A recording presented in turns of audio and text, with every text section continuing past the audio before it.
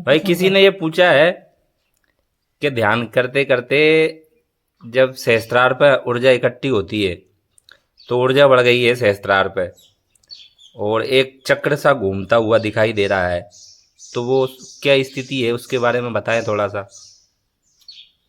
अगर हम योग्य गुरु के माध्यम से ध्यान पर बैठते हैं, योग्य गुरु के माध्यम से योग करते हैं, तो ये परेशानियां नहीं आती हैं। ध्यान पर बैठने के भी कुछ नियम हैं। आपको ध्यान पर बैठते हैं तो दिन में एक बार योग निद्रा का प्रयोग करना आवश्यक है। जब तक आप योग निद्रा का प्रयोग नहीं करेंगे तो आपको इसी तरह से नजर आएगा, अपना आपको आप बीमार भी समझ सकते हैं। भोजन व्यवस्था पर ध्यान देना और सारे चक्रों पर ध्यान देना, एक ही चक्र पर ध्यान नहीं देना। और ऐसा कोई वो नहीं है, वो ध्यान पर बैठे, धीरे धीरे सब सही हो जाएगा। उनका वो जो शक है वो भी दूर हो जाएगा अगर वो ध्यान पर बैठते हैं तो। और ध्यान पर बैठने पर ऐसी कोई बात नहीं आती है सामने। आप रुका हुआ जरूर रहता है, तो हम जब भी एक चक्र पर कहीं पर रुक गए तो हम दूसरे चक्र पर ध्यान लगाना, दूसरे केंद्र पर ध्यान लगाना शुरू कर दें, वहां पर लगाएं। और सबसे अच्छा है कि आप श्वास को यहाँ पर महसूस करें, इस जगह पर श्वास का आ रही है जा रही है, इस बात को महसूस करें। इससे आपके ध्यान की एकाग्रता भी बढ़ेगी और आपका शरीर भी स्वस्थ रहेगा और आपका आसन भी लंबे समय तक रहेगा, जिसपे भूख प्यास भी आपको नहीं लगेगी। तो सहजता में आ जाएगा तो ऊर्जा स्वाभाविक रूप से पूरी उस पे केंद्रों पे चली जाएगी, हो जाएगी। आएंगे समझ में आपको। और ज्यादातर व्यक्तियों का ये प्रश्न रहता है ना कि ज्यादातर हम कौन से चक्र पर ध्यान लगाएं? आज्ञा चक्र पर। ज्यादातर हमको आज्ञा चक्र पर ही ध्यान केंद्रित करना चाहिए सर्वप्रथम। और फिर जो योग्य गुरु बता दे आपके लिए उस पे करना चाहिए। यही है मेरा तो कहना। साधना से अगर हमें कोई सिद्धि हासिल नहीं होती है तो साधना का कोई महत्व नहीं है। हम मंदिर पे जाते हैं,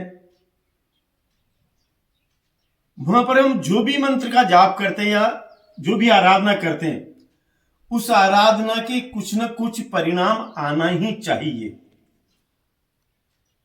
जब तक हम योग्य व्यक्तियों से या योग्य गुरुओं से नहीं मिलते हैं, किंतु तब तक ये असंभव है। कईयों की जिंदगी गुजर जाती है मंदिर में घंटा घड़ियाल बजाते, लेकिन फिर भी जाकर यहीं रहते हैं। हम साधना से तात्पर्य यह है कि जैसे आज हम जिस मंदिर पे इकट्ठे हुए, एकत्रित हुए, ये किसी जमाने में तो अति जंगल, जो कि अपन कहें बियाबान जंगल जिसे कहते हैं, उसके अंदर था। तो ये स्थान साधना के लिए था, उपासना के लिए था, दर्शन के लिए नहीं था। दर्शन करें हम घरों पे चले जाए।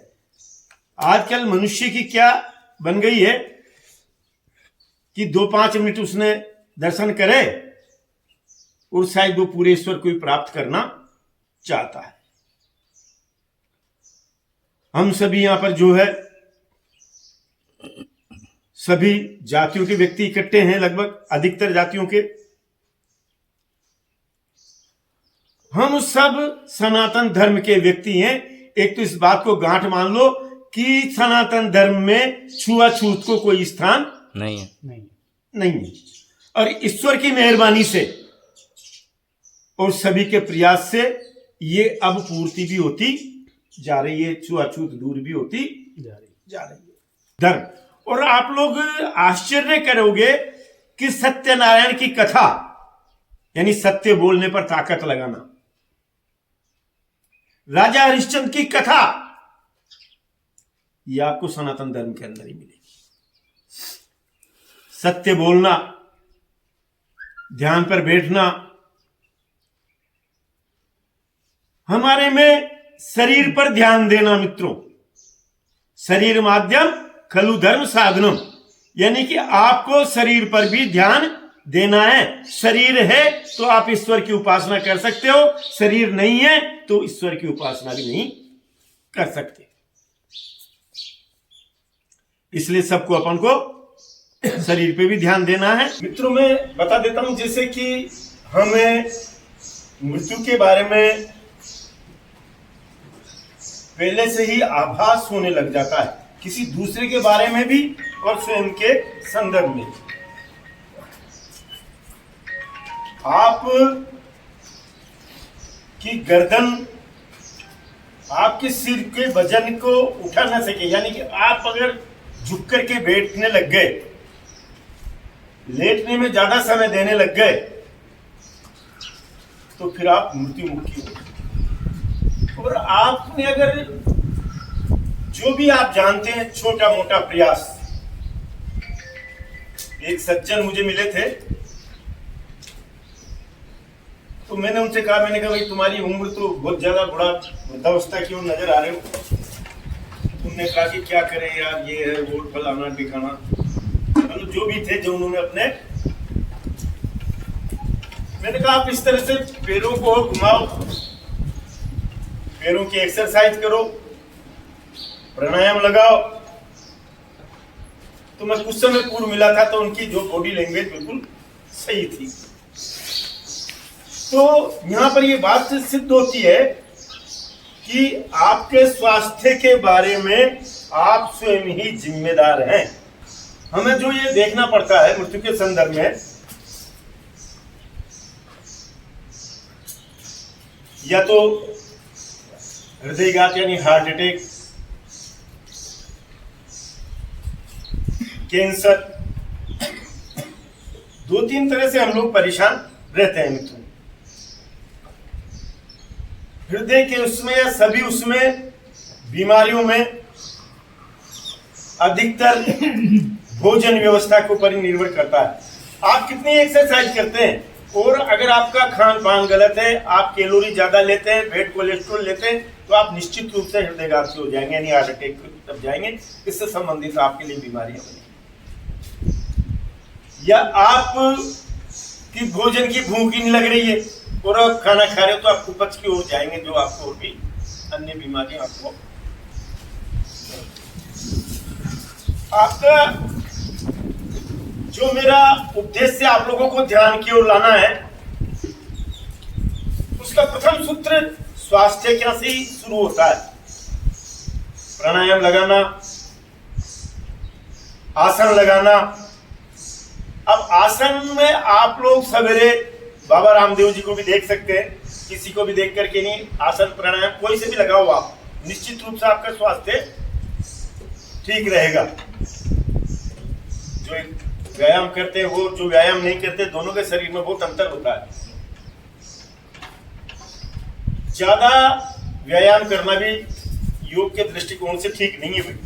वो फिर पहलवानों के लिए, उनके लिए उचित है, जो ध्यान पर बैठते हैं उनके लिए उतना ही करना चाहिए जितना शरीर थकावट ना आए। अब मित्रों, मैं ये कह रहा था कि जैसे ध्यान पर बैठना आपके लिए, उसके पूर्व में आपका प्राणायाम का लगना जरूरी है। और प्राणायाम के बारे में मैंने देख लिया, एक तरह का ही प्राणायाम लगाएं आप, और 32 बार लगेगा एक प्राणायाम, 32 बार। उसके बाद में अगर आप ध्यान पर बैठेंगे तो आपकी ध्यान की एकाग्रता अच्छी बनेगी। आपका 10 मिनट का त्राटक का अभ्यास होना ही चाहिए। 10 मिनट त्राटक का अभ्यास, एक बार जिससे हम सोते हैं या दिन में कुर्सी पर बैठे बैठे भी योग निद्रा का प्रवेश, वो भी अवश्य करें। योग निद्रा का त्राटक के बारे में बता देना थोड़ा सा। त्राटक के बारे में, किसी भी वस्तु को अपन ध्यान की एकाग्रता के लिए ले सकते हैं। जैसे कि अपन ने किसी मंदिर में बैठे तो मूर्ति को ले लिया अपन ने, अब मूर्ति के आगे बैठे बिना पलक झपकाए उसके लिए देखते हैं, कम से कम 10 मिनट का अभ्यास होना ही चाहिए।